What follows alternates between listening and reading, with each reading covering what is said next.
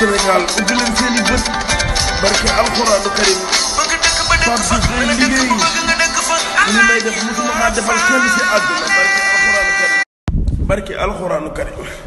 li may def musuma kaa defal kenn si àdduna barke rasulullahi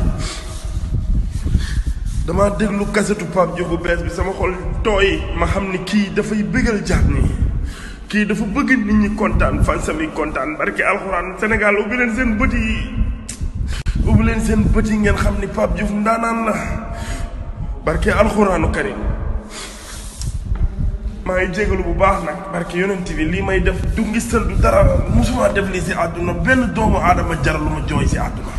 mais sama xol moo fees ma bëgg Pape Diouf trop sama xarit la sama lépp la waaye dafay liggéey kaful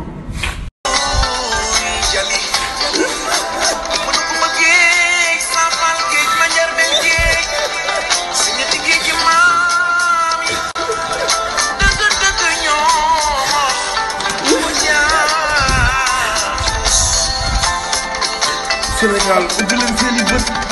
barke alxuraanu karim Pape Diouf day liggéey li may def musuma kaa defal kenn si àdduna